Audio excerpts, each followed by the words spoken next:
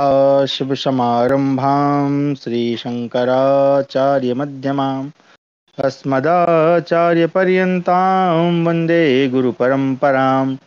ध्येयं सदा परिभवग्नमभीष्टदोहं तीर्थास्पदं शिवविरञ्चिनुतं शरण्यं विद्यार्थिहं प्रणतपालभवद्दिपोत्तमम् वन्दे महापुरुष ते चरणारविन्दं। सच्चिदानन्दरूपाय विश्वोत्पत्त्यादिहेतवे तापत्रयविनाशाय श्रीकृष्णाय वयं नुमः। आप सभी का स्वागत है आज की हमारी शास्त्र अध्ययन की कक्षा में, जहां हम अध्ययन कर रहे हैं महाभारत। इसके पूर्व की कक्षा में हमने अध्ययन किया भगवान जो हैं अर्जुन को श्रीमद् भगवत गीता का उपदेश कर रहे हैं। पिछली दोनों कक्षाओं में हमने चतुर्थ और पंचम अध्याय का अध्ययन किया, जिसमें भगवान ने भगवान के जो सगुण भगवान का जो प्रभाव है, निष्काम कर्मयोग, योगी महात्माओं का जो आचरण होता है, उनकी महिमा क्या है, और विविध यज्ञ से यहाँ मतलब है कर्तव्य, चारों वर्णों के क्या क्या कर्तव्य हैं, उनकी महिमा का वर्णन किया। इसके अलावा कर्मयोग के बारे में बताया, ज्ञान योग के बारे में बताया, भक्ति योग के बारे में जो है भगवान ने अर्जुन को बताया, और कर्म का क्या महत्व है उसके बारे में समझाया। आज हम जो है उसके आगे अध्ययन करेंगे। तो हमारा है 30वां अध्याय भीष्म पर्व का, और भगवद गीता का 6वां अध्याय निष्काम कर्म योग का प्रतिपादन करते हुए आत्मोद्धार के लिए प्रेरणा तथा मनोनिग्रह पूर्वक ध्यान योग एवं योग भ्रष्ट की गति का वर्णन संबंध है। 5वें अध्याय के आरंभ में अर्जुन ने कर्म संन्यास यानी सांख्य योग और कर्म योग इनमें से कौन सा एक साधन मेरे लिए सुनिश्चित कल्याणप्रद है, यह बतलाने के लिए भगवान से प्रार्थना की थी। इस पर भगवान ने दोनों साधनों को कल्याणप्रद बतलाया, और फल में दोनों की समानता होने पर भी साधन में सुगमता होने के कारण कर्म संन्यास की अपेक्षा कर्म योग की श्रेष्ठता का प्रतिपादन किया। तदनंतर दोनों साधनों के स्वरूप, उनकी विधि और उनके फल का भलीभांति निरूपण करके दोनों के लिए ही अत्यंत उपयोगी एवं परमात्मा की प्राप्ति का प्रधान उपाय समझाकर संक्षेप में ध्यान योग का भी वर्णन किया। परंतु दोनों में से कौन सा साधन करना चाहिए, इस बात को न तो अर्जुन को स्पष्ट शब्दों में आज्ञा ही की गई और न ध्यान योग का ही अंग प्रत्यंगों सहित विस्तार से वर्णन हुआ। इसलिए अब ध्यान योग का अंगों सहित विस्तृत वर्णन करने के लिए 6वें अध्याय का आरंभ करते हुए सबसे पहले अर्जुन को भक्ति युक्त कर्मयोग में प्रवृत्त करने के उद्देश्य से कर्मयोग की प्रशंसा करते हैं। श्री भगवान वाच अनाश्रितः कर्मफलं कार्यं कर्म करोति यः स सन्न्यासी च योगी च निर्रग्निः चाक्रियः ससन्न्यासमिति प्राहु योगं तं विद्धि पाण्डव न ह्यसन्न्यस्तसंकल्पो योगी भवति कश्चन आरुरुक्षो मुनेः योगं कर्म कारणमुच्यते योगारूढ़स्य तस्यैव समः कारणमुच्यते। श्री भगवान बोले, जो पुरुष कर्मफल का आश्रय न लेकर करने योग्य कर्म करता है वह सन्यासी तथा योगी है। यानी कहने का भाव यह है कि जो जिसको कर्म फल की चिंता नहीं है और वो अपना कर्म करता है, वही योगी अथवा सन्यासी है। और केवल अग्नि का त्याग करने वाला सन्यासी नहीं है तथा केवल क्रियाओं का त्याग करने वाला योगी नहीं है। पहले श्लोक में भगवान ने कर्म फल का आश्रय न लेकर कर्म करने वाले को सन्यासी और योगी बतलाया है।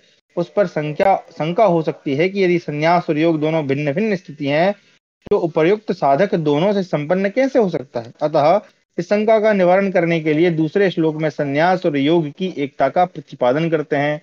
तो कहते हैं, हे अर्जुन, जिसको सन्यास ऐसा कहते हैं उसी को तू योग जान, क्योंकि संकल्पों का त्याग न करने वाला कोई भी पुरुष योगी नहीं होता। योग में आरूढ़ होने की इच्छा वाले मननशील पुरुष के लिए योग की प्राप्ति में निष्काम भाव से कर्म करना ही हेतु कहा जाता है। योगारूढ़ हो जाने पर उस आरूढ़ पुरुष को जो सर्व संकल्पों का अभाव है वही कल्याण में हेतु कहा जाता है। जिस काल में न तो इंद्रियों के भोगों में न कर्मों में ही आसक्त होता है, उस काल में सर्व संकल्पों का त्यागी पुरुष योगारूढ़ कहा जाता है। परम पद की प्राप्ति में हेतु रूप योगारूढ़ अवस्था का वर्णन करके अब उसे प्राप्त करने के लिए उत्साहित करते हुए भगवान मनुष्य का कर्तव्य बतलाते हैं। अपने द्वारा अपना संसार समुद्र से उद्धार करे और अपने को अधोगति में न डाले, क्योंकि यह मनुष्य आप ही तो अपना मित्र है और आप ही अपना शत्रु है। जिस जीवात्मा द्वारा मन और इंद्रियों सहित शरीर जीता हुआ है, उस जीवात्मा का तो वह आप ही मित्र है, और जिसके द्वारा मन तथा इंद्रियों सहित शरीर नहीं जीता गया, उसके लिए वह आप ही शत्रु शत्रु के सदृश शत्रुता में बर्ताव करता है। संबंध बता रहे हैं कि जिसने मन और इंद्रियों सहित शरीर को जीत लिया है, वह आप ही अपना मित्र क्यों है। इस बात को स्पष्ट करने के लिए अब शरीर, इंद्रिय और मन रूप आत्मा को वश में करने का फल बतलाते हैं। सर्दी, गर्मी और सुख दुख आदि में तथा मान और अपमान में जिसके अंतःकरण की वृत्तियां भली भांति शांत हैं, ऐसे स्वाधीन आत्मा वाले पुरुष के ज्ञान में सच्चिदानंद घन परमात्मा सम्यक प्रकार से स्थित हैं, अर्थात उसके ज्ञान में परमात्मा के सिवा अन्य कुछ है ही नहीं। जिसका अंतःकरण ज्ञान विज्ञान से तृप्त है, जिसकी स्थिति विकार रहित है, जिसकी इंद्रियां भली भांति जीती हुई हैं तथा और जिसके लिए मिट्टी, पत्थर और स्वर्ण समान है, वह योगी युक्त अर्थात भगवत प्राप्त है, ऐसे कहा जाता है। सुहृद, वैरी, मित्र, उदासीन, मध्यस्थ, द्वैष्य और बंधुगणों में, धर्मात्माओं में और पापियों में भी समान भाव रखने वाला अत्यंत श्रेष्ठ है। यहाँ यह जिज्ञासा होती है कि जितात्मा पुरुष को परमात्मा की प्राप्ति के लिए क्या करना चाहिए, वह किस साधन से परमात्मा को शीघ्र प्राप्त कर सकता है। इसके लिए ध्यान योग का प्रकरण आरंभ करते हैं। मन और इंद्रियों सहित शरीर को वश में रखने वाला आशा रहित और संग्रह रहित योगी अकेला ही एकांत स्थान में स्थित होकर आत्मा को निरंतर परमात्मा में लगावे, यानी तप करें। शुद्ध भूमि में, जिसके ऊपर क्रमशः कुसा, मृगछाला और वस्त्र बिछे हैं, जो न बहुत ऊंचा है न बहुत नीचा, ऐसे अपने आसन को स्थिर स्थापन करके उस आसन पर बैठकर चित्त और इंद्रियों की क्रियाओं को वश में रखते हुए मन को एकाग्र करके अंतःकरण की शुद्धि के लिए योग का अभ्यास करे। योग मतलब यहाँ पे ध्यान आप समझ सकते हैं। काया, सिर और गले को समान एवं अचल धारण करके और स्थिर होकर अपनी नासिका के अग्रभाग पर दृष्टि जमाकर अन्य दिशाओं को न देखता हुआ ब्रह्मचारी के व्रत में स्थित, भय रहित तथा भली भांति शांत अंतःकरण वाला सावधान योगी मन को रोककर मुझ में चित्त वाला और मेरे परायण होकर स्थित होवे। बस में किए हुए मन वाला योगी इस प्रकार आत्मा को निरंतर मुझ परमेश्वर के स्वरूप में लगाता हुआ मुझ में रहने वाली परमानंद की पराकाष्ठा शांति रूप को प्राप्त होता है। हे अर्जुन, यह योग ना तो बहुत खाने वाले का, न बिल्कुल न खाने वाले का, न बहुत शयन करके स्वभाव कर सॉरी क्षमा करें, न बहुत शयन करने के स्वभाव वाले का और न सदा जागने वाले का ही सिद्ध होता है, यानी जो सम होता है उसी का है। दुखों का नाश करने वाला योग तो यथा योग्य आहार विहार करने वाले का, कर्मों में यथा योग्य चेष्टा करने वाले का और यथा योग्य सोने तथा जागने वाले का ही सिद्ध होता है। अत्यंत बस में किया हुआ चित्त जिस काल में परमात्मा में ही भली भांति स्थित हो जाता है, उस काल में संपूर्ण भोगों से स्पृहा रहित पुरुष योग युक्त है, ऐसा कहा जाता है। जिस प्रकार वायु रहित स्थान में दीपक चलायमान नहीं होता, वैसे ही उपमा परमात्मा के ध्यान में लगे हुए योगी के जीते हुए चित्त की कही गई है।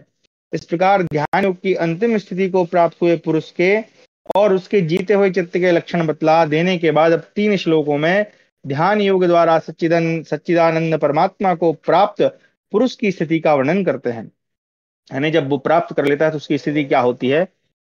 योग के अभ्यास से निरुद्ध चित्त जिस अवस्था में उपराम हो जाता है और जिस अवस्था में परमात्मा के ध्यान से शुद्ध हुई सूक्ष्म बुद्धि द्वारा परमात्मा को साक्षात करता हुआ सच्चिदानंद घन परमात्मा में ही संतुष्ट रहता है, इंद्रियों से अतीत केवल शुद्ध हुई सूक्ष्म बुद्धि द्वारा ग्रहण करने योग्य जो अनंत आनंद है, उसको जिस अवस्था में अनुभव करता है और जिस अवस्था में स्थित यह योगी परमात्मा के स्वरूप से विचलित होता ही नहीं, परमात्मा की प्राप्ति रूप जिस लाभ को प्राप्त होकर उससे अधिक दूसरा कुछ भी लाभ नहीं मानता और परमात्मा प्राप्ति रूप जिस अवस्था में स्थित योगी बड़े भारी दुख से भी चलायमान नहीं होता। यहाँ बता रहे हैं कि 20वें, 21वें और 22वें श्लोकों में परमात्मा की प्राप्ति रूप जिस स्थिति के महत्व और लक्षणों का वर्णन किया गया, अब उस स्थिति का नाम योग बतलाते हुए उसे प्राप्त करने के लिए प्रेरणा करते हैं, जो दुख रूप संसार के संयोग से रहित है तथा जिसका नाम योग है, उसको जानना चाहिए। वह योग न उकताए हुए अर्थात धैर्य और उत्साह से युक्त चित्त से निश्चय पूर्वक करना कर्तव्य है। अब 2 श्लोकों में उसी स्थिति की प्राप्ति के लिए अभेद रूप से परमात्मा के ध्यान योग का साधन करने की रीति बतलाते हैं। संकल्प से उत्पन्न होने वाली संपूर्ण कामनाओं को निश्चेष रूप से त्याग कर और मन के द्वारा इंद्रियों के समुदाय को सभी ओर से भली भांति रोककर क्रम क्रम से अभ्यास करता हुआ उपरति को प्राप्त हो तथा धैर्य युक्त बुद्धि के द्वारा मन को परमात्मा में स्थित करके परमात्मा के सिवा कुछ भी चिंतन न करे। यदि किसी साधक का चित्त पूर्वाभ्यास बस बलात् विषयों की ओर चला जाए तो उसे क्या करना चाहिए? इस जिज्ञासा पर कहते हैं कि यह स्थिर न रहने वाला और चंचल मन जिस जिस शब्दादि यानी शब्द स्पर्श रूप रसगंध जो हैं वो उनके विषय के निमित्त से संसार में विचरता है, उस विषय से रोक कर यानी हटाकर इसे बार बार परमात्मा में ही निरुद्ध करे। क्योंकि जिसका मन भली भांति शांत रहता है, जिसका मन भली प्रकार शांत है, जो पाप से रहित है और जिसका रजोगुण शांत हो गया है, ऐसे सच्चिदानंद घन ब्रह्म के साथ एक ही भाव हुए योगी को उत्तम आनंद प्राप्त होता है। वह पाप रहित योगी इस प्रकार निरंतर आत्मा को परमात्मा में लगाता हुआ सुख पूर्वक पर ब्रह्म परमात्मा की प्राप्ति रूप अनंत आनंद का अनुभव करता है। इस प्रकार अभेद भाव से साधन करने वाले सांख्य योगी के ध्यान का और उसके फल का वर्णन करके अब साधक के व्यवहार काल की स्थिति का वर्णन करते हैं। कहते हैं सर्वव्यापी अनंत चेतन में एक ही भाव से स्थिति रूप योग से युक्त आत्मा वाला तथा सब में समभाव से देखने वाला योगी आत्मा को संपूर्ण भूतों में स्थित और संपूर्ण भूतों को आत्मा में कल्पित देखता है। जो पुरुष संपूर्ण भूतों में सबके आत्मरूप मुझ वासुदेव को ही व्यापक देखता है और संपूर्ण भूतों को मुझ वासुदेव के अंतर्गत देखता है, उसके लिए मैं अदृश्य नहीं होता, वह मेरे लिए अदृश्य नहीं होता। जो पुरुष एक ही भाव में स्थित होकर संपूर्ण भूतों में आत्मरूप से स्थित मुझ सच्चिदानंद घन वासुदेव को भजता है, वह योगी सब प्रकार से बरतता हुआ भी मुझ में ही बरतता है। इस प्रकार भक्ति योग द्वारा भगवान को प्राप्त हुए पुरुष के महत्व का प्रतिपादन करके अब सांख्य योग द्वारा परमात्मा को प्राप्त हुए पुरुष के समदर्शन का और महत्व का प्रतिपादन करते हैं। कहते हैं, हे अर्जुन, जो योगी अपनी भांति संपूर्ण भूतों में सम देखता है और सुख अथवा दुख को भी सब में सम देखता है, वह योगी परम श्रेष्ठ माना गया है। अर्जुन बोले, हे मधुसूदन, जो यह योग आपने संभाव से कहा है, मन के चंचल होने से मैं इसकी नित्य स्थिति को नहीं देखता हूँ, क्योंकि हे श्री कृष्ण, यह मन बड़ा चंचल है, प्रमथन स्वभाव वाला। प्रमथन यानी जो कामदेव है उनका दूसरा नाम है, मतलब बार बार विचलित होने वाला है, बड़ा दृढ़ और बलवान है, इसलिए उसका वश में करना मैं वायु के रोकने की भांति अत्यंत दुष्कर मानता हूँ। श्री कृष्ण बोले, हे महाबाहो, निसंदेह मन चंचल और कठिनता से वश में होने वाला है, परंतु हे कुंती पुत्र अर्जुन, यह अभ्यास और वैराग्य से वश में होता है। एक सेकंड रुकिएगा बस। हाँ चले। यहाँ यह जिज्ञासा होती है कि मन को वश में ना किया जाए तो क्या हानि है। इस पर भगवान कहते हैं, जिसका मन वश में किया हुआ नहीं है, ऐसे पुरुष द्वारा योग जो है दुष्प्राप्य है, और वश में किए हुए मन वाले प्रयत्नशील पुरुष द्वारा साधन से उसका प्राप्त होना सहज है। यह मेरा मत है। योग सिद्धि के लिए मन को वश में करना परम आवश्यक बतलाया गया है। इस पर यह जिज्ञासा होती है कि जिसका मन वश में नहीं है, किंतु योग में श्रद्धा होने के कारण जो भगवत प्राप्ति के लिए साधन करता है, उसकी मरने के बाद क्या गति होती है। इसी के लिए अर्जुन पूछते हैं। अर्जुन बोले, हे श्री कृष्ण, जो योग में श्रद्धा रखने वाला है किंतु संयमी नहीं है, इस कारण जिसका मन अंत काल में योग से विचलित हो गया है, ऐसा साधक योग की सिद्धि को अर्थात भगवत साक्षात्कार को न प्राप्त होकर किस गति को प्राप्त होता है। हे महाबाहो, क्या वह भगवत प्राप्ति के मार्ग में मोहित और आश्रय रहित पुरुष छिन्न भिन्न बादल की भांति दोनों ओर से भ्रष्ट होकर नष्ट तो नहीं हो जाता। हे श्री कृष्ण, मेरे संशय को संपूर्ण रूप से छेदन करने के लिए आप ही योग्य हैं, क्योंकि आपके सिवा दूसरा इस संशय का छेदन करने वाला मिलना संभव नहीं है। श्री भगवान बोले, हे पार्थ, उस पुरुष का ना तो इस लोक में नाश होता है न परलोक में ही, क्योंकि हे प्यारे, आत्मोद्धार के लिए अर्थात भगवत प्राप्ति के लिए कर्म करने वाला कोई भी मनुष्य दुर्गति को प्राप्त नहीं होता। योग भ्रष्ट पुरुष यानी जो जिसका ध्यान बस में नहीं है, वो पुण्यवानों के लोकों में अर्थात स्वर्ग आदि उत्तम लोकों को प्राप्त होकर उनमें बहुत वर्षों तक निवास करके फिर शुद्ध आचरण वाले श्रीमान पुरुषों के घर में जन्म लेता है। साधारण योग भ्रष्ट पुरुषों की गति बतलाकर अब आसक्ति रहित उच्च श्रेणी के योग भ्रष्ट पुरुषों की विशेष गति का वर्णन करते हैं। अथवा वैराग्यवान पुरुष उन लोकों में न जाकर ज्ञानवान योगियों के ही कुल में जन्म लेता है, परंतु इस प्रकार का जो यह जन्म है, जो संसार में निसंदेह अत्यंत दुर्लभ है, वहां पहले उस शरीर में संग्रह किए हुए बुद्धि संयोग को अर्थात समबुद्धि रूप योग के संस्कारों को अनायास ही प्राप्त हो जाता है। और हे कुरुनंदन, उसके प्रभाव से वह फिर परमात्मा की प्राप्ति रूप सिद्धि के लिए पहले से भी बढ़कर प्रयत्न करता है। अब पवित्र श्रीमानों के घर में जन्म लेने वाले योग भ्रष्ट पुरुष की परिस्थिति का वर्णन करते हुए योग को जानने की इच्छा का महत्व बतलाते हैं। वह श्रीमानों के घर में जन्म लेने वाला योग भ्रष्ट पराधीन हुआ भी उस पहले के अभ्यास से ही निसंदेह भगवान की ओर आकर्षित किया जाता है, तथा समबुद्धि रूप योग का जिज्ञासु भी वेद में कहे हुए सकाम कर्मों के फल को उल्लंघन कर जाता है। परंतु प्रयत्न पूर्वक अभ्यास करने वाला योगी तो पिछले अनेक जन्मों के संस्कार बल से इसी जन्म में संसिद्ध होकर संपूर्ण पापों से रहित हो फिर तत्काल ही परम गति को प्राप्त हो जाता है। योगी तपस्वियों में श्रेष्ठ है, शास्त्र ज्ञानियों से भी श्रेष्ठ माना गया है, और सकाम कर्म करने वालों से भी योगी श्रेष्ठ है। इससे हे अर्जुन, तू योगी हो। पूर्व श्लोक में योगी को सर्वश्रेष्ठ बतलाकर भगवान ने अर्जुन को योगी बनने के लिए कहा, किंतु ज्ञान योग, ध्यान योग, भक्ति योग और कर्म योग आदि साधनों में अर्जुन को कौन सा साधन करना चाहिए, इस बात का स्पष्टीकरण नहीं किया। अतः भगवान अपने में अनन्य प्रेम करने वाले भक्त योगी की प्रशंसा करते हुए अर्जुन को अपनी ओर आकर्षित करते हैं। कहते हैं, संपूर्ण योगियों में जो भी श्रद्धावान योगी मुझ में लगे हुए अंतरात्मा से मुझको निरंतर भजता है, वह योगी मुझे परम श्रेष्ठ मान्य है। इस प्रकार हमारा 30वां अध्याय समाप्त हुआ। भगवत गीता का ये 6वां अध्याय समाप्त हुआ। टीका मैं पढ़ नहीं रहा हूं क्योंकि समय अधिक लगता है, इसलिए जहां समझ में नहीं आएगा वहां हम पढ़ लेंगे। तो हमारा अगला है 31वां अध्याय भगवत गीता का 7वां अध्याय। ज्ञान विज्ञान, भगवान की व्यापकता, अन्य देवताओं की उपासना एवं भगवान को प्रभाव सहित न जानने वालों की निंदा और जानने वालों की महिमा का कथन। 6 अध्याय के अंतिम श्लोक में भगवान ने कहा कि अंतरात्मा को मुझ में लगाकर जो श्रद्धा और प्रेम के साथ मुझको भजता है, वह सब प्रकार के योगियों में उत्तम योगी है। परंतु भगवान के स्वरूप, गुण और प्रभाव को मनुष्य जब तक नहीं जान पाता, तब तक उसके द्वारा अंतरात्मा से निरंतर भजन होना बहुत कठिन है। साथ ही भजन का प्रकार जानना भी आवश्यक है। इसलिए भगवान अब अपने गुण प्रभाव के सहित समग्र स्वरूप का तथा अनेक प्रकारों से युक्त भक्ति योग का वर्णन करने के लिए 7वें अध्याय का आरंभ करते हैं, और सबसे पहले 2 श्लोकों में अर्जुन को उसे सावधानी के साथ सुनने के लिए प्रेरणा करके ज्ञान विज्ञान के कहने की प्रतिज्ञा करते हैं। श्री भगवान उवाचो, मय्यासक्तमनः पार्थ योगं युञ्जन मदास्त्रियः असंशयं समग्रं मां यथा ज्ञास्यति तच्छृणु। ज्ञानं तेऽहं सविज्ञानं विदुं वक्ष्याम्य शेषतः। यज्ञात्वा नेह भूयोऽन्य ज्ञातव्यम् अवशिष्यते। मनुष्याणां सहस्रेषु कश्चित् यतति सिद्धये, यततामपि सिद्धानां कश्चिन्मां वेत्ति तत्त्वतः।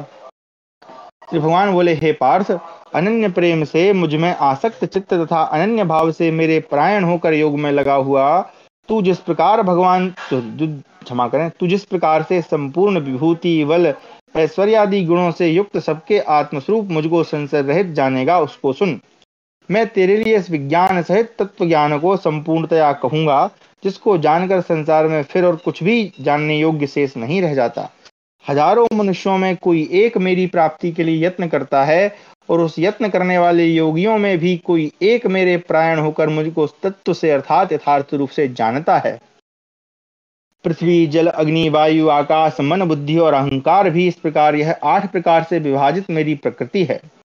यह 8 प्रकार के भेदों वाली तो अपरा अर्थात मेरी जड़ प्रकृति है, और हे महाबाहो, इससे दूसरी को, जिससे यह संपूर्ण जगत धारण किया जाता है, मेरी जीव रूपा अर्थात परा चेतन प्रकृति जान। हे अर्जुन, तू ऐसा समझ कि संपूर्ण भूत जो संपूर्ण भूत इन दोनों प्रकृतियों से ही उत्पन्न होने वाले हैं, और मैं संपूर्ण जगत का प्रभव तथा प्रलय हूँ, अर्थात संपूर्ण जगत का मूल कारण मैं हूँ। हे धनंजय, मुझसे भिन्न दूसरा कोई भी परम कारण नहीं है।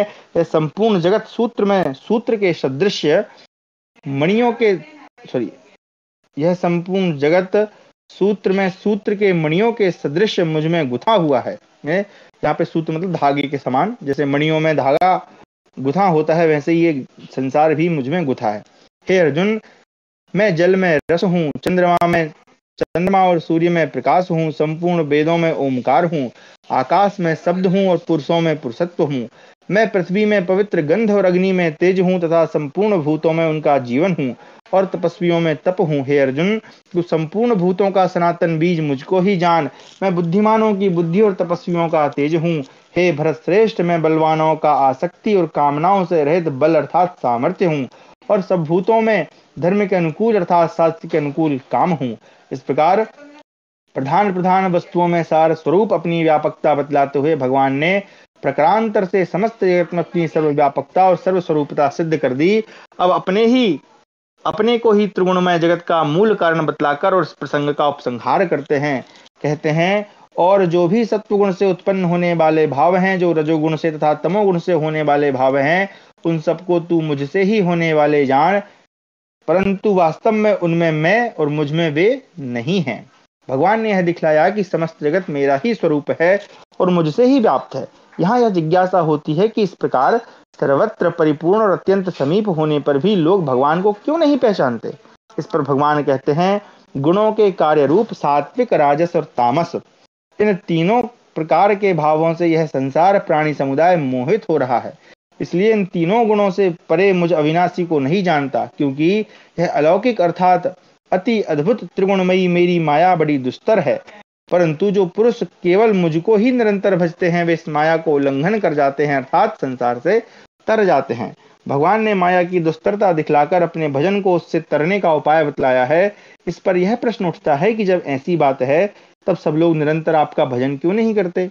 इस पर भगवान कहते हैं, माया के द्वारा जिनका ज्ञान हरा जा चुका है, ऐसे आसुर स्वभाव को धारण किए हुए मनुष्यों में नीच दूषित कर्म करने वाले मूढ़ लोग मुझको नहीं भजते। किंतु हे भरतवंशियों में श्रेष्ठ अर्जुन, उत्तम कर्म करने वाले अर्थार्थी अर्थात अर्थ को जानने वाले, आर्त, जिज्ञासु और ज्ञानी, ये चार प्रकार के भक्तजन मुझको भजते हैं। उनमें नित्य मुझ में एक ही भाव से स्थित अनन्य प्रेम भक्ति वाला ज्ञानी भक्त अति उत्तम है, क्योंकि मुझको तत्व से जानने वाले ज्ञानी को मैं अत्यंत प्रिय हूँ और वह ज्ञानी मुझे अत्यंत प्रिय है। भगवान ने ज्ञानी भक्त को सबसे श्रेष्ठ और अत्यंत प्रिय बतलाया है। इस पर शंका हो सकती है कि क्या दूसरे भक्त श्रेष्ठ और प्रिय नहीं है। इस पर भगवान कहते हैं, ये सभी उदार हैं, परंतु ज्ञानी तो साक्षात मेरा ही स्वरूप है। उदार अर्थात मतलब एक प्रकार से सम है, मतलब बुरे नहीं है, ठीक है, लेकिन फिर भी ज्ञान तो आवश्यक ही है, ऐसा मेरा मत है। क्योंकि वह मदगत मन बुद्धि वाला ज्ञानी भक्त अति उत्तम गति स्वरूप मुझ में ही अच्छी प्रकार स्थित है। परंतु क्षमा करें, बहुत जन्मों के अंत के जन्म में तत्व ज्ञान को प्राप्त पुरुष सब कुछ वासुदेव ही है। इस प्रकार मुझको भजता है, वह महात्मा अत्यंत दुर्लभ है। उन भोगों की कामना द्वारा जिसका ज्ञान हरा जा चुका है, वे लोग अपने स्वभाव से प्रेरित होकर उस नियम को धारण करके अन्य देवताओं को भजते हैं अर्थात पूजते हैं। जो सकाम भक्त जिस जिस देवता के स्वरूप को श्रद्धा से पूजना चाहता है, उस भक्त की श्रद्धा से मैं उसी देवता के प्रति स्थिर करता हूँ। वह पुरुष उस श्रद्धा से क्षमा करें वह पुरुष उस श्रद्धा से युक्त होकर उस देवता का पूजन करता है और उस देवता से मेरे द्वारा ही विधान किए हुए उस इच्छित भोगों को निसंदेह प्राप्त करता है। परंतु उन अल्प बुद्धि वालों का वह फल नाशवान है तथा वे देवताओं को पूजने वाले देवताओं को प्राप्त होते हैं और मेरे भक्त चाहे जैसे ही भजें, अंत में वे मुझको ही प्राप्त होते हैं। जब भगवान इतने प्रेमी और दया सागर हैं कि जिस किसी प्रकार से भी भजने वाले को अपने स्वरूप की ही प्राप्ति करा देते हैं, तो फिर सभी लोग उनको क्यों नहीं भजते। इस जिज्ञासा पर कहते हैं कि बुद्धिहीन पुरुष मेरे अनुत्तम अविनाशी परम भाव को न जानते हुए मन इंद्रियों से परे मुझ सच्चिदानंद घन परमात्मा को मनुष्य की भांति जानकर होना था, जानकर व्यक्ति भाव को प्राप्त हुआ मानते हैं। क्योंकि अपनी योग माया से छिपा हुआ मैं सबके प्रत्यक्ष नहीं होता, इसलिए यह अज्ञानी जन समुदाय मुझ जन्म रहित अविनाशी परमेश्वर को नहीं जानता अर्थात मुझको जन्मने मरने वाला समझता है। हे अर्जुन, पूर्व में व्यतीत हुए और वर्तमान में स्थित तथा आगे होने वाले सब भूतों को मैं जानता हूँ, परंतु मुझको कोई भी श्रद्धा भक्ति रहित पुरुष नहीं जानता। क्योंकि हे भरतवंशी अर्जुन, संसार में इच्छा और द्वेष से उत्पन्न सुख दुखादि द्वंद्व रूप मोह से संपूर्ण प्राणी अत्यंत अज्ञता को प्राप्त हो रहे हैं। परंतु निष्काम भाव से श्रेष्ठ कर्मों का आचरण करने वाले जिन पुरुषों का पाप नष्ट हो गया है, वे राग द्वेष जनित द्वंद्व रूप मोह से मुक्ता दृढ़ निश्चयी भक्त मुझको सब प्रकार से भजते हैं। जो मेरे शरण होकर जरा और मरण से छूटने के लिए यत्न करते हैं, वे पुरुष उस ब्रह्म को, संपूर्ण आध्यात्म को और संपूर्ण कर्म को जानते हैं। एवं जो पुरुष अधिभूत और आधिदैविक सहित तथा अधियज्ञ के सहित अर्थात सबके आत्म रूप मुझे अंत काल में भी जानते हैं, वे युक्त चित्त वाले पुरुष मुझे जानते हैं अर्थात प्राप्त हो जाते हैं। इस प्रकार हमारा 31वां अध्याय समाप्त हुआ। भगवद गीता का 7वां अध्याय समाप्त हुआ। आगे चलते हैं। अब 32वां अध्याय, भगवद गीता का 8वां अध्याय। ब्रह्म, अध्यात्म और कर्म आदि के विषय में अर्जुन के 7 प्रश्न और उनका उत्तर एवं भक्ति योग तथा शुक्ल और कृष्ण मार्गों का प्रतिपादन। गीता के 7वें अध्याय में पहले से 30वें श्लोक तक भगवान ने अपने समग्र रूप का तत्व सुनने के लिए अर्जुन को सावधान करते हुए उसके कहने की प्रतिज्ञा और जानने वालों की प्रशंसा की। फिर 27वें श्लोक तक अनेक प्रकार से उस तत्व को समझाकर न जानने के कारणों को भी भलीभांति समझाया और अंत में ब्रह्म, अध्यात्म, कर्म, अधिभूत, अधिदैव और अधियज्ञ के सहित भगवान के समग्र रूप को जानने वाले भक्ति की महिमा का वर्णन करते हुए इस अध्याय का उपसंहार किया। किंतु 29वें और 30वें श्लोकों में वर्णित ब्रह्म, अध्यात्म, कर्म, अधिभूत, अधिदैव और अधियज्ञ इन छहों का तथा प्रयाण काल में भगवान को जानने की बात का रहस्य भलीभांति न समझने के कारण इस 8वें अध्याय के आरंभ में पहले 2 श्लोकों में अर्जुन उपर्युक्त 7 विषयों को समझने के लिए भगवान से 7 प्रश्न करते हैं। अर्जुनोवाचो किम तद ब्रह्म किमाध्यात्मम किम कर्म पुरुषोत्तम अधिभूतं च किम प्रोक्तम अधिदैवं किमुच्यते अधियज्ञ कथम कोत्रो देहिस्मिन् मधुसूदन प्रयाण काले च कथम गेयोऽसि नियतात्मभिः। श्री भगवान उवाच अक्षरं ब्रह्म परमं स्वभावोऽध्यात्ममुच्यते भूतभावोद्भवकरो विसर्गः कर्म संगितः। अर्जुन ने कहा, हे पुरुषोत्तम, वह ब्रह्म क्या है, आध्यात्म क्या है, कर्म क्या है, अधिभूत नाम से क्या कहा गया है और अधिदैव किसको कहते हैं। हे मधुसूदन, यहाँ अधियज्ञ कौन है और वह शरीर में कैसे है तथा युक्त चित्त वाले पुरुषों द्वारा अंत समय में आप किस प्रकार जानने में आते हैं। श्री भगवान ने कहा, परम अक्षर ब्रह्म है। अपना स्वरूप अर्थात जीवात्मा अध्यात्म नाम से कहा जाता है तथा भूतों के भाव को उत्पन्न करने वाला जो त्याग है वह कर्म नाम से कहा गया है। उत्पत्ति विनाश धर्म वाले सब पदार्थ अधिभूत हैं, हिरण्यमय पुरुष अधिदेव हैं और हे देहधारियों में श्रेष्ठ अर्जुन, इस शरीर में मैं वासुदेव ही अंतर्यामी रूप से अधियज्ञ हूँ। जो पुरुष अंतकाल में मुझको ही स्मरण करता हुआ शरीर को त्याग कर जाता है वह मेरे साक्षात स्वरूप को प्राप्त होता है, इसमें कुछ भी संशय नहीं है। यहाँ पर यह बात कही गई कि भगवान का स्मरण करते हुए मरने वाला भगवान को ही प्राप्त होता है। इस पर जिज्ञासा होती है कि केवल भगवान के स्मरण के संबंध में ही यह विशेष नियम है या सभी के संबंध में। इस पर कहते हैं कि हे कुंती पुत्र अर्जुन, यह मनुष्य अंत काल में जिस जिस भाव को स्मरण करता हुआ शरीर का त्याग करता है उसको ही प्राप्त होता है, क्योंकि वह सदा उसी भाव से भावित रहता है। इसलिए हे अर्जुन, तू सब समय में निरंतर मेरा स्मरण कर और युद्ध भी कर। इस प्रकार मुझ में अर्पण किए हुए मन बुद्धि से युक्त होकर तू निसंदेह मुझको ही प्राप्त होगा। हे पार्थ, यह नियम है कि परमेश्वर के ध्यान के अभ्यास रूप योग से युक्त दूसरी ओर न जानने वाले चित्त से निरंतर चिंतन करता हुआ मनुष्य परम प्रकाश स्वरूप दिव्य पुरुष को अर्थात परमेश्वर को ही प्राप्त होता है। जो पुरुष सर्वज्ञ, अनादि, सबके नियंता, सूक्ष्म से भी अति सूक्ष्म, सबके धारण पोषण करने वाले, अचिंत्य स्वरूप सूर्य के सदृश, नित्य चेतन प्रकाश स्वरूप और विद्या से अति परे शुद्ध सच्चिदानंद घन परमेश्वर का स्मरण करता है, वह भक्ति युक्त पुरुष अंत काल में भी योग बल से भ्रुकुटी के मध्य में प्राण को अच्छी तरह स्थापित करके फिर निश्चल मन से स्मरण करता हुआ उस दिव्य स्वरूप परम पुरुष क्षमा करें, उस परम पुरुष परमात्मा को ही प्राप्त होता है। 1 मिनट का टाइम दीजिए।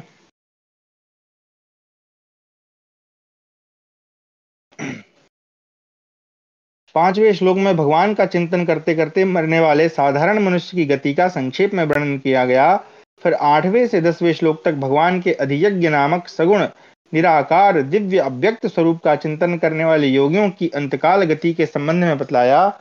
अब 11वें से 13वें तक परम अक्षर निर्गुण निराकार परब्रह्म की उपासना करने वाले योगियों की अंतकालीन गति का वर्णन करने के लिए पहले उस अक्षर ब्रह्म की प्रशंसा करके उसे बतलाते हैं। एक सेकंड रुकिएगा।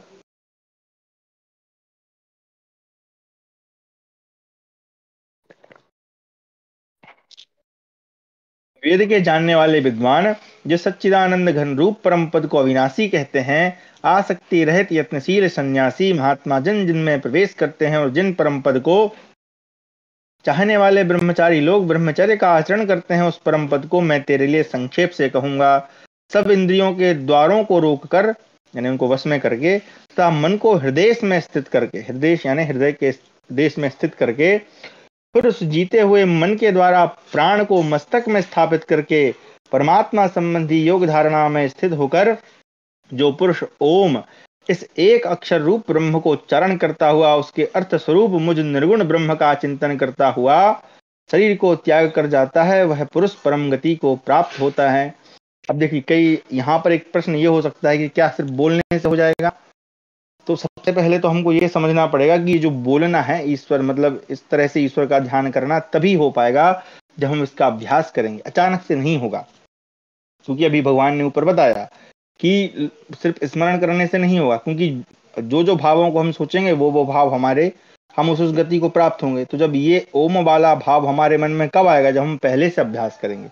ऐसा नहीं है कि अंत समय में अपने आप हमारे मन में आ जाए। तो इस बात का भी ध्यान रखना है। आगे, हे अर्जुन, जो पुरुष मुझ में अनन्य चित्त होकर सदा ही निरंतर मुझ पुरुषोत्तम को स्मरण करता है, उस नित्य निरंतर मुझ में युक्त हुए योगी के लिए मैं सुलभ हूँ, अर्थात उसे सहज ही प्राप्त हो जाता हूँ।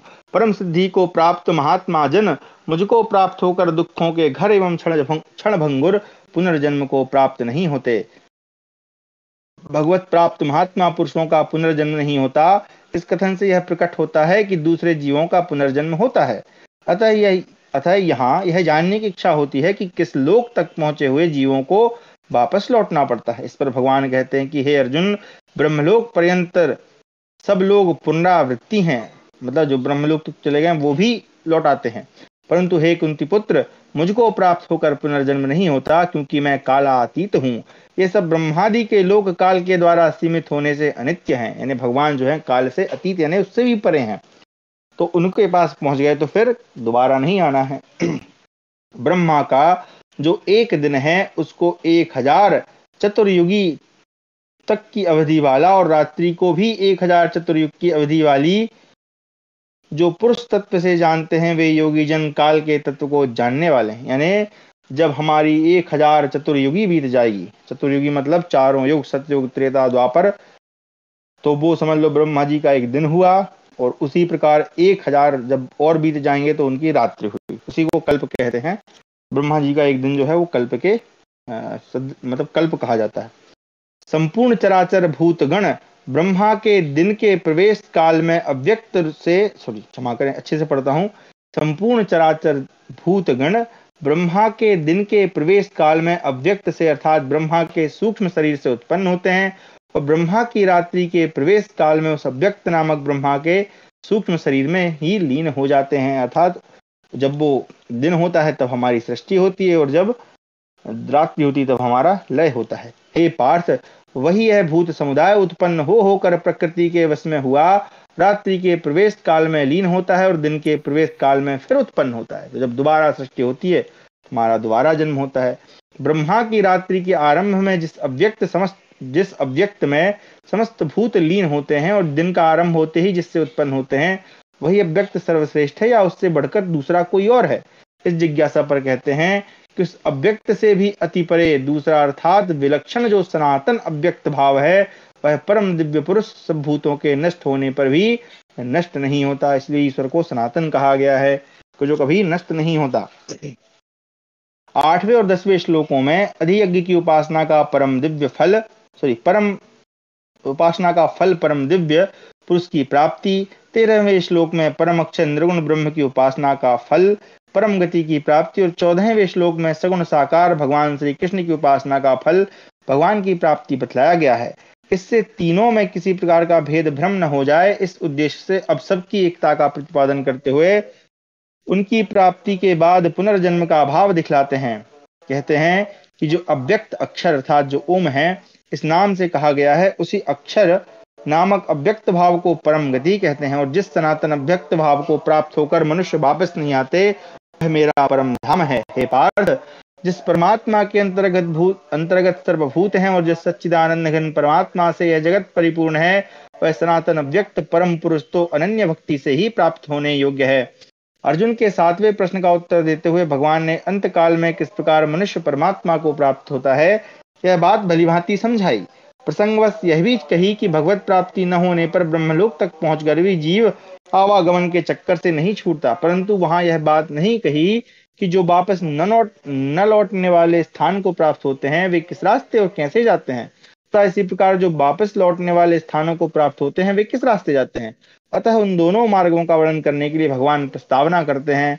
कहते हैं कि हे अर्जुन, जिस काल में शरीर त्याग कर गए हुए योगी जन तो वापस न लौटने वाली गति को, और जिस काल में गए हुए वापस लौटने वाली गति को प्राप्त होते हैं, उस काल को अर्थात दोनों मार्गों को मैं कहूंगा।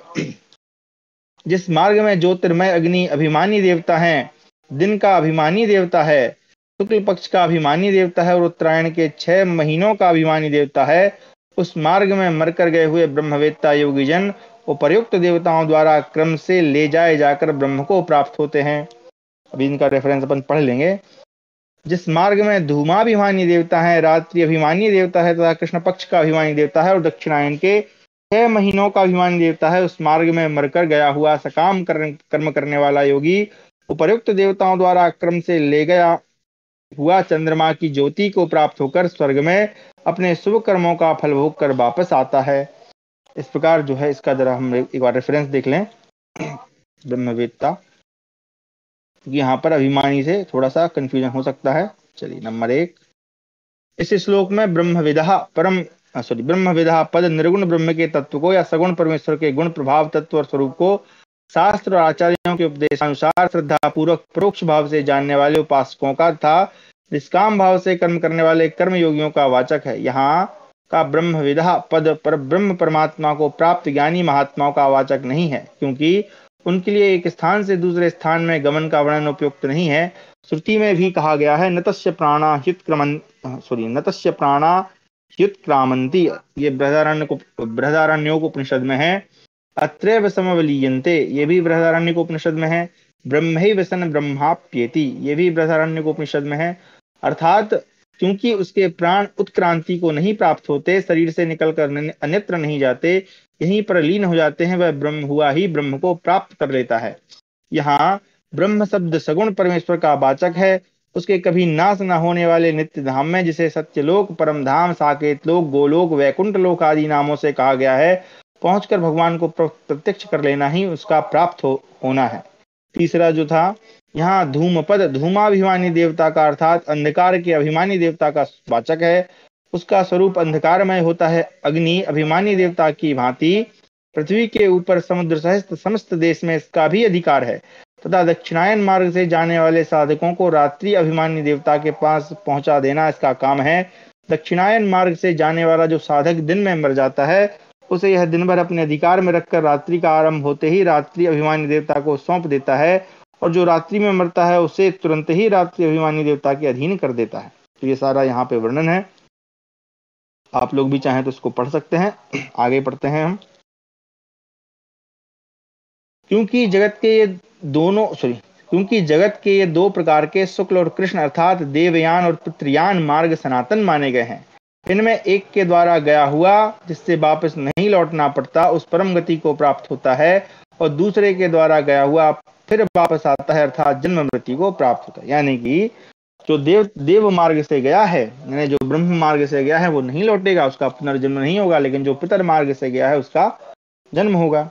हे पार्थ, इस प्रकार इन दोनों मार्गों को तत्व से जानकर कोई भी योगी मोहित नहीं होता। इस कारण हे अर्जुन, तू सब काल में समबुद्धि रूप योग से युक्त हो, अर्थात निरंतर मेरी प्राप्ति के लिए साधन करने वाला हो। योगी पुरुष इस रहस्य को तत्व से जानकर वेदों के पढ़ने में तथा यज्ञ तप और दानादि करने में जो पुण्य फल कहा गया है, उन सबको निसंदेह उल्लंघन कर जाता है और सनातन परम पद को प्राप्त होता है। उल्लंघन कर जाता है अर्थात उनकी सहायता से उनको ज्ञान लेता है। इस प्रकार यहाँ पर हमारा 32वां अध्याय समाप्त हुआ, भगवत गीता का 8वां अध्याय समाप्त हुआ। अगले अध्याय पे चलते हैं।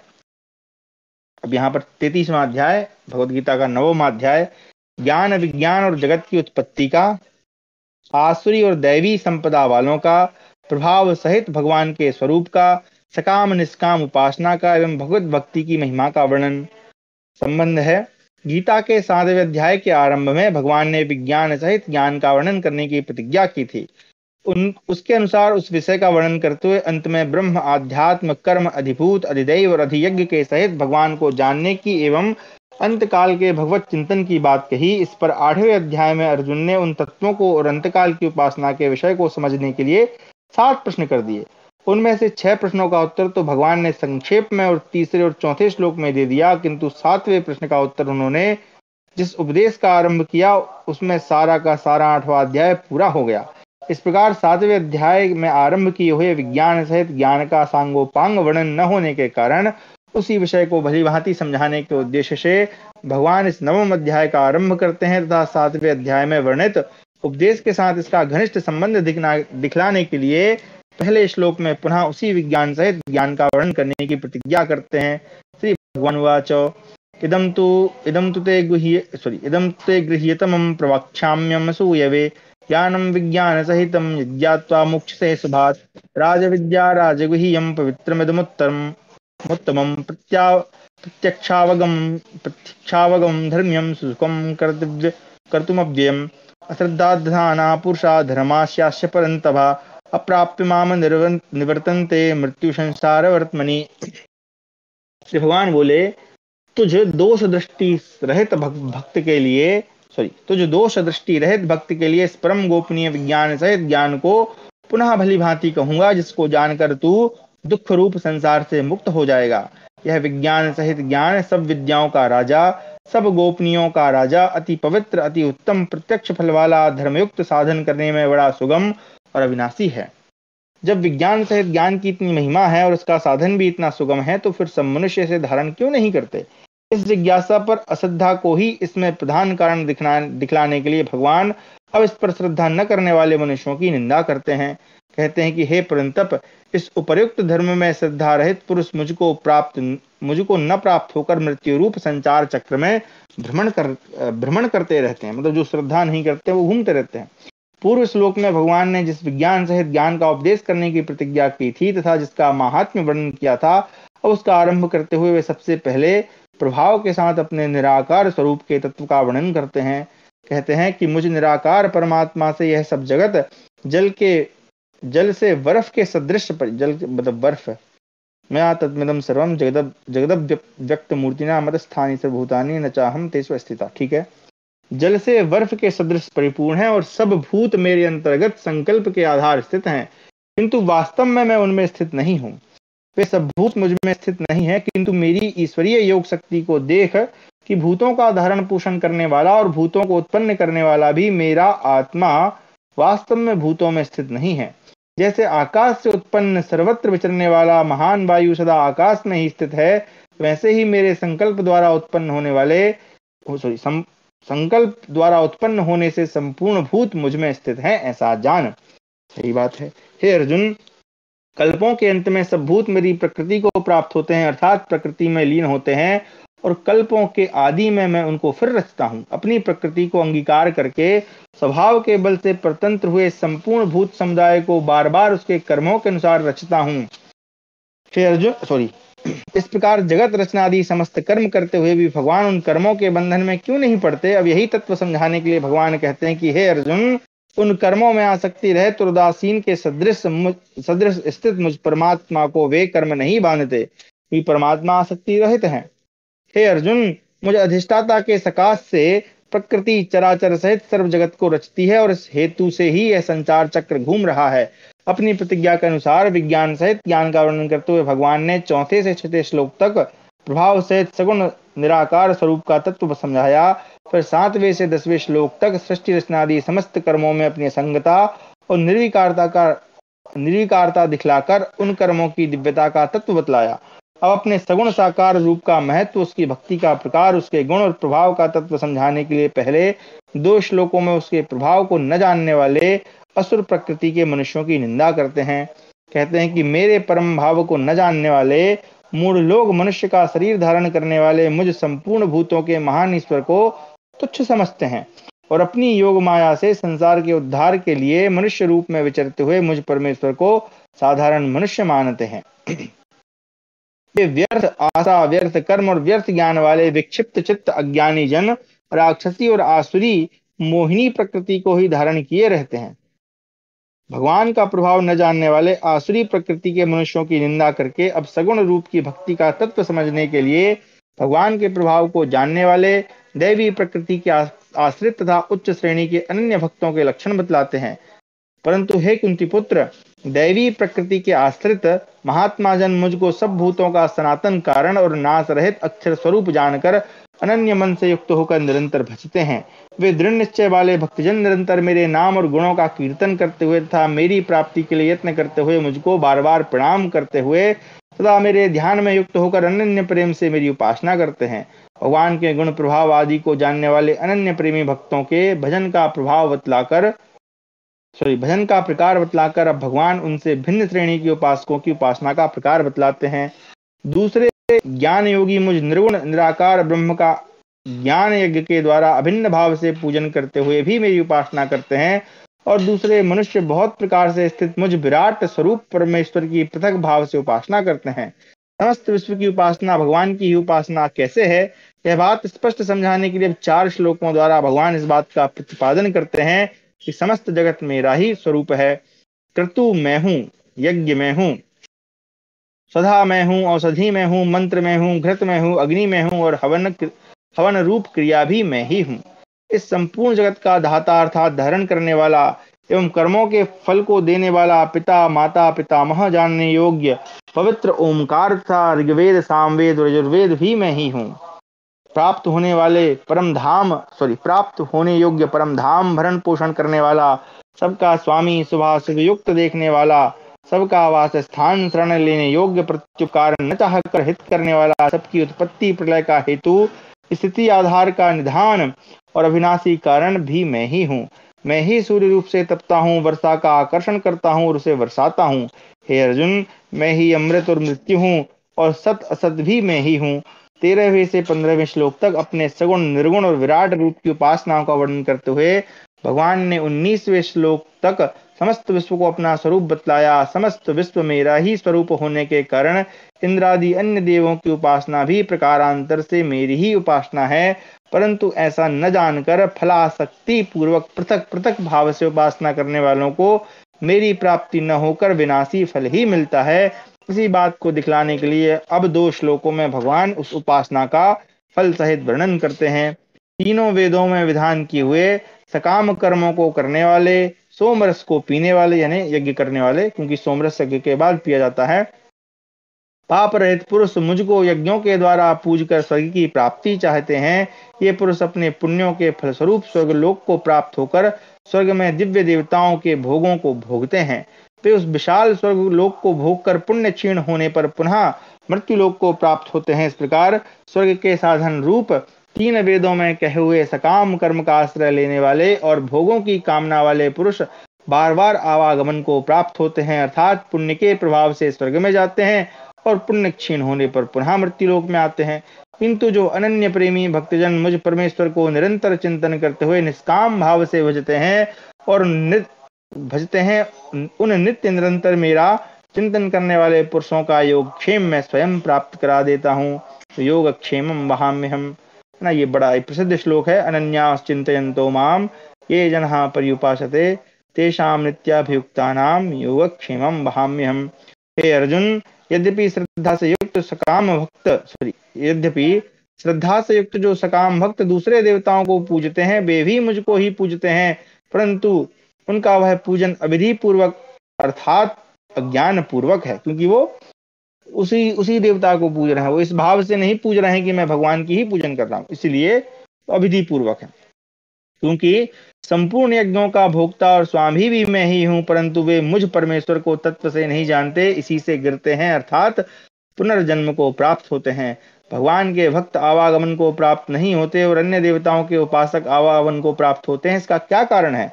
इस जिज्ञासा पर उपास्य के स्वरूप और उपासक के भाव से उपासना के फल में भेद होने का नियम बतलाते हैं। देवताओं को पूजने वाले देवताओं को प्राप्त होते हैं, पितरों को पूजने वाले पितरों को प्राप्त होते हैं, भूतों को पूजने वाले भूतों को प्राप्त होते हैं और मेरा पूजन करने वाले भक्त मुझको ही प्राप्त होते हैं। इसलिए मेरे भक्तों का पुनर्जन्म नहीं होता। यानी भूत मतलब यहाँ पे आप प्राणी समझिएगा। भगवान की भक्ति का भगवत प्राप्ति रूप महान फल होने पर भी उसके साधन में कोई कठिनता नहीं है, बल्कि उसका साधन बहुत ही सुगम है। यही बात दिखलाने के लिए भगवान कहते हैं, जो कोई भक्त मेरे लिए प्रेम से पत्र पुष्प फल जल आदि अर्पण करता है, उस शुद्ध बुद्धि निष्काम प्रेमी भक्त का प्रेम पूर्वक अर्पण किया हुआ वह पत्र पुष्प आदि मैं सगुण रूप से प्रकट होकर प्रीति सहित खाता हूँ, अर्थात स्वीकार करता हूँ। यदि ऐसी ही बात है तो मुझे क्या करना चाहिए? इस जिज्ञासा पर भगवान अर्जुन को उसका कर्तव्य बतलाते हैं कि हे अर्जुन, तू जो कर्म करता है, जो खाता है, जो हवन करता है, जो दान देता है और जो तप करता है, वह सब मेरे अर्पण कर। इस प्रकार समस्त कर्मों को आपके अर्पण करने से क्या होगा? इस जिज्ञासा पर कहते हैं कि इस प्रकार जिसमें समस्त कर्म मुझ भगवान के अर्पण होते हैं, ऐसे संन्यास योग से युक्त चित्त वाला तू शुभाशुभ फल रूप कर्मांधन से मुक्त हो जाएगा और उनसे मुक्त होकर मुझको ही प्राप्त होगा। उपरोक्त प्रकार से भगवान की भक्ति करने वालों को भगवान की प्राप्ति होती है, दूसरों को नहीं। इस कथन से भगवान में विषमता के दोष की आशंका हो सकती है, अतएव उसका निवारण करते हुए भगवान कहते हैं कि मैं सब भूतों में संभाव से व्यापक हूँ, न मेरा कोई अप्रिय है न कोई प्रिय है, परंतु जो भक्त मुझको प्रेम से भजते हैं वे मुझ में है और मैं भी उनमें प्रत्यक्ष प्रकट हूँ। इसलिए यदि कोई अतिशय दुराचारी भी अन्य भाव से मेरा भक्त होकर मुझको भजता है तो वह साधु ही मानने योग्य है, क्योंकि वह यथार्थ निश्चय वाला है, अर्थात उसने भली भांति निश्चय कर लिया है कि परमेश्वर के भजन के समान अन्य कुछ भी नहीं है। वह शीघ्र ही धर्मात्मा हो जाता है और सदा रहने वाली परम शांति को प्राप्त होता है। हे अर्जुन, तू निश्चय पूर्वक सत्य जान कि मेरा भक्त नष्ट नहीं होता। अब 2 श्लोकों में भगवान अच्छी बुरी जाति के कारण होने वाली विषमता का अपने में अभाव दिखलाते हुए शरणागति रूप भक्ति का महत्व प्रतिपादन करके अर्जुन को भजन करने की आज्ञा देते हैं कि हे अर्जुन, स्त्री वैश्य शूद्र तथा पाप योनि चंड यानी चांडाल आदि जो कोई भी हो, वे भी मेरे शरण होकर परम गति को ही प्राप्त होते हैं। ये थोड़ा विवादित श्लोक रहा है, क्योंकि मैंने 2-3 डिबेटों में देखा। जरा इसकी व्याख्या हम पढ़ लेते हैं, क्योंकि यहाँ पर श्लोक के माध्यम से व्याख्या की गई है, तो देख लेते हैं क्या है। यहाँ अपि का 2 बार प्रयोग करके भगवान ने ऊंची नीची जाति के कारण होने वाली विषमता का अपने में सर्वथा अभाव दिखलाया है। भगवान के कथन का यहाँ यह अभिप्राय प्रतीत होता है कि ब्राह्मण और क्षत्रियों की अपेक्षा हीन समझे जाने वाले स्त्री वैश्य और शूद्र, उनसे भी हीन समझे जाने वाले चंडाल आदि कोई भी हो, मेरी उनमें भेद बुद्धि नहीं है। मेरी शरण होकर जो कोई भी मुझको भजते हैं उन्हीं को परम गति मिल जाती है। दूसरे में कह रहे हैं कि पूर्व जन्मों के पापों के कारण चंडाल आदि योनियों में उत्पन्न प्राणियों को पाप योनि माना गया है। इनके सिवा शास्त्रों के अनुसार हूण भील खस यवन आदि म्लेच्छ जाति के मनुष्य भी पाप योनि ही माने जाते हैं। यहाँ पाप योनि शब्द इन्हीं सबका वाचक है। भगवान की भक्ति के लिए किसी भी जाति या वर्ण के लिए कोई रुकावट नहीं है, वहां तो शुद्ध प्रेम की आवश्यकता है। श्रीमद् भागवतम में कहा गया है, भक्त्याहमेकया ग्राह्य श्रद्धयात्म प्रिया सताम भक्ति पुनाति मन्निष्ठा स्वपाकानापि संभवात। इसका अर्थ है कि हे उद्धव को उपदेश देते हुए भगवान कह रहे हैं, हे उद्धव, संतों का परम प्रिय आत्मा रूप में एकमात्र श्रद्धा भक्ति से ही भसीभूत होता हूँ। मेरी भक्ति जन्मतः चंडालों को भी पवित्र कर देती है। यहाँ पाप योन पद को स्त्री वैश्य और शूद्रों का विशेषण नहीं मानना चाहिए, क्योंकि वैश्यों की गणना द्विजों में की गई है। उनको वेद पढ़ने का और यज्ञादि वैदिक कर्मों का करने का शास्त्र में पूर्ण अधिकार दिया गया है, अतः द्विज होने के कारण वैश्यों को पाप योनि कहना नहीं बन सकता। इसके अतिरिक्त छांदोग्य उपनिषद में जहाँ जीवों की कर्मानुरूप गति का वर्णन है, यह स्पष्ट कहा गया है। तो ये पूरा संस्कृत में है, थोड़ा सा पढ़ लेता हूँ। तद्य यह रमणीय चरणा अभ्यासो यह ते रमणीयाम योनिमापद्येरन ब्राह्मण योनिम वा क्षत्रिय योनिम वा वैश्य योनिम वा वाद यह कपूय चरणा अभ्यासो यह ते कपूयाम योनिमापद्येरश्व योनिम वा सूकर योनिम वा चांडाल योनिम वा। यह अध्याय 5 के खंड 10 में और मंत्र नंबर 7 है। ये कौन सा था? छांदोग्य उपनिषद। उन जीवों में, इसका अर्थ है कि उन जीवों में जो श्लोक में रमणीय आचरण वाले अर्थात पुण्यात्मा होते हैं, वे शीघ्र ही उत्तम योनि यानी ब्राह्मण योनि, क्षत्रिय योनि व वैश्य योनि को प्राप्त करते हैं। जो संसार में कपूय यानी अधम आचरण वाले अर्थात पाप कर्मा होते हैं, वे अधम योनि अर्थात कुत्ते की, सूकर की या चांडाल योनि को प्राप्त करते हैं। इससे यह सिद्ध है कि वैश्यों की गणना पाप योनि में नहीं की जा सकती। अब रही स्त्रियों की बात, सो ब्राह्मण, क्षत्रिय और वैश्यों की स्त्रियों का अपने पतियों के साथ यज्ञादि वैदिक कर्मों में अधिकार माना गया है। इस कारण से उनको भी पाप योनि कहना नहीं बन सकता। सबसे बड़ी अड़चन तो यह पड़ेगी कि भगवान की भक्ति से चंडाल आदि को भी परम गति मिलने की बात है, जो कि शास्त्र सम्मत है और जो भक्ति के महत्व को प्रकट करती है, कैसे रहेगी। अतएव पाप योनयः पद स्त्री, वैश्य और शूद्रों को विशेषण न मानकर शूद्रों की अपेक्षा भी हीन जाति के मनुष्यों का वाचक मानना ही ठीक प्रतीत होता है, क्योंकि भागवत ने बतलाया है, किरात हूणांध्र पुलिंद पुलकषा आभीर कंक यवना खसादया ये चा पापा यदुपापा श्रेया शुद्ध्यंति तस्मै प्रभु विष्णवे नमः। ये भागवत के दूसरा अध्याय नहीं, स्कंध में चौथे अध्याय के 18वां श्लोक है। कह रहे हैं, जिनके आश्रित भक्तों का आश्रय लेकर किरात, हूण, आंध्र, पुलिंद, पुलकस, आभीर, कंक एवं खस आदि अधम जाति के लोग तथा इनके सिवा और भी बड़े से बड़े पापी मनुष्य सिद्ध हो जाते हैं, उस जगत प्रभु भगवान विष्णु को नमस्कार है। इस प्रकार यहाँ पे संभवतः पूरा स्पष्टीकरण आपको मिल गया होगा, क्योंकि इस पर बड़ा विवाद होता है। चलिए, तो पाप योनि यहाँ जो शब्द है वो इनका वैश्य स्त्रियों का विशेषण नहीं बल्कि अलग से विशेषण है। कह रहे हैं कि फिर इसमें कहना ही क्या है, जो पुण्यशील ब्राह्मण तथा राजर्षि भक्तजन मेरी शरण होकर परम गति को प्राप्त होते हैं, इसलिए तू सुख रहे। मतलब वो उसका कि जो मतलब निम्न कोटि के हैं वो भी मेरी गति को प्राप्त हो जाते हैं। फिर तो जो ब्राह्मण और राजर्षि हैं, जो उत्तम मतलब जो पहले से ही इतने श्रेष्ठ हैं, वो परम गति को प्राप्त होते हैं। इसलिए तू सुख रहे तो क्षण भंगुर इस मनुष्य शरीर को प्राप्त होकर निरंतर मेरा ही भजन कर। पिछले श्लोक में भगवान ने अपने भजन का महत्व दिखलाया और अंत में अर्जुन को भजन करने के लिए कहा। अतएव अब भगवान अपने भजन का अर्थात शरणागति का प्रकार बतलाते हुए अध्याय की समाप्ति करते हैं। मुझ में मन वाला हो, मेरा भक्त बन, मेरा पूजन करने वाला हो, मुझको प्रणाम कर। इस प्रकार आत्मा को मुझ में नियुक्त करके मेरे परायण होकर तू मुझको ही प्राप्त होगा। इस प्रकार हमारा 33वां अध्याय समाप्त हुआ, भगवत गीता का 9वां अध्याय समाप्त हुआ। संभवतः समय हो गया होगा जी, तो कक्षा को आज यहीं विराम देते हैं। कल फिर जो है हम 10वां अध्याय पढ़ेंगे। आशा है आप लोग इस ज्ञान से परिपूर्ण हो रहे होंगे और इसको अपने आचरण में भी लाएंगे।